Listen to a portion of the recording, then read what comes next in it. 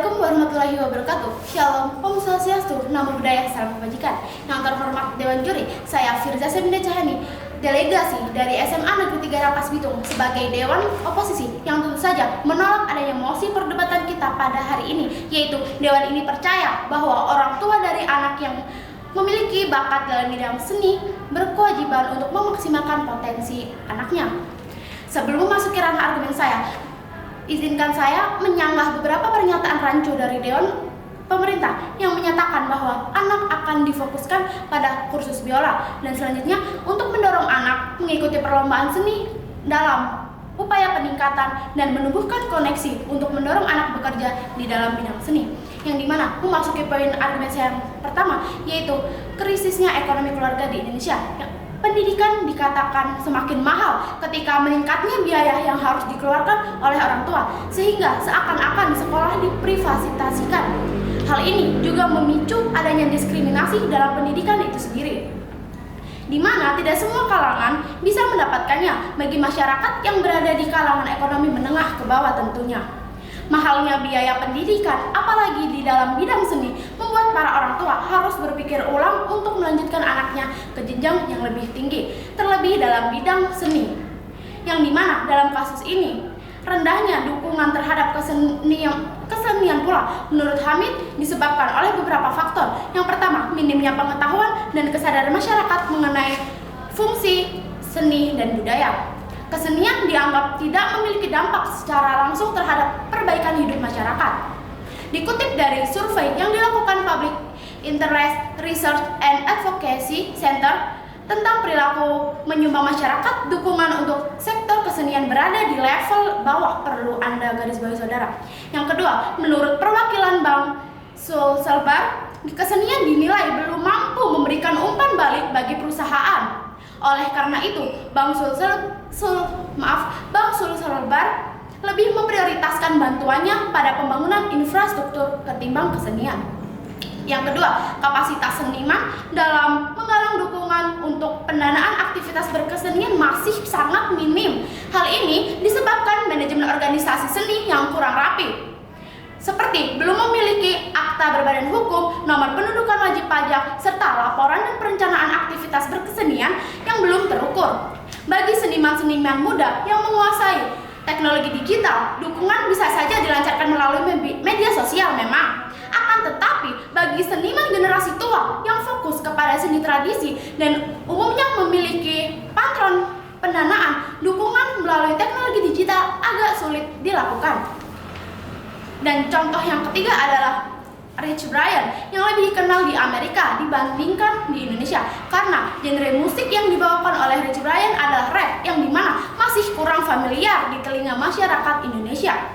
Contoh lain ada Dita Secret Number yang sukses di Korea Selatan karena girl band di Indonesia masih belum berkembang, baik dari kostum yang minim, padahal itu termasuk seni, tapi dimatikan oleh pandangan masyarakat Indonesia itu sendiri.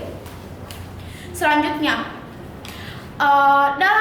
dalam bidang krisis ekonomi, sebagai negara berkembang, Indonesia merupakan negara dengan jumlah pekerjaan sebagai wira swasta menjadi pekerjaan yang paling banyak dilakoni penduduk Indonesia. Yang terhormat, berdasarkan data Kementerian Dalam Negeri, ada 66,18 juta penduduk Indonesia yang berstatus sebagai wira swasta per 31 Desember 2021. Dari data di atas, jelaslah bahwa tidak semua orang mampu membelikan alat musik, membiayai kursus, sedangkan dalam melaksanakan kursus tidak bisa dilakukan sekali dan dua kali. Terlebih dalam bidang seni harus memiliki beberapa alat musik seperti gitar, piano, dan yang lainnya. Sedangkan harga dari satuan alat musik sangatlah mahal, seperti contoh harga piano bekas U3 White ditarifkan sebesar 30 juta rupiah. Maka di sini kami memiliki solusi bahwa seni bisa disimpan menjadi pekerjaan sampingan, bukan menjadi pekerjaan utama. Dan bidang seni harus memiliki karena bidang seni harus memiliki beberapa alat seperti gitar, piano, dan lain-lainnya. Contoh lain ada Agnes Monica, salah satu artis Indonesia yang sudah berkembang pada kancah internasional, yang memilih untuk mencari pekerjaan dalam bidang seni di negara paman Sam Amerika Serikat.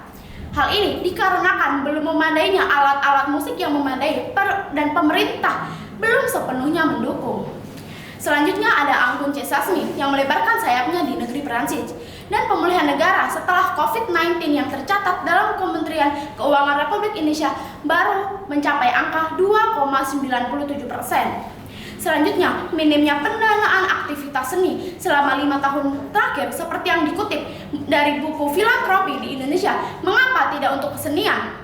Anggaran negara untuk sektor kebudayaan di mana kesenian termasuk di dalamnya hanya berkisar sekitar 1,2 hingga 1,8 triliun per tahunnya. Belum lagi, anggaran ini mesti dibagi ke dalam 5 direktorat yang ada di Dirjen Kebudayaan. Seni dan budaya juga berada di peringkat terbawah untuk sektor yang disumbangkan oleh perusahaan, sedangkan kegiatan keagamaan, pendidikan, lingkungan, dan kesehatan masih menjadi prioritas sumbangan dari sektor swasta.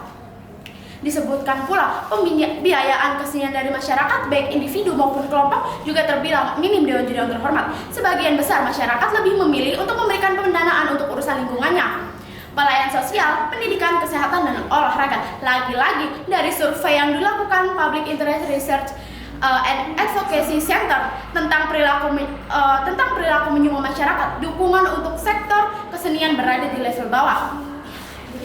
Bahkan menurut perwakilan Bank Sulselbar yang turut hadir, kesenian dinilai belum mampu memberikan umpan baik bagi perusahaan. Oleh karena itu, berdasarkan data dan argumen yang dapat saya sampaikan, saya tetap memegang teguh untuk menolak adanya mosi peraturan kita pada hari ini. Terima kasih.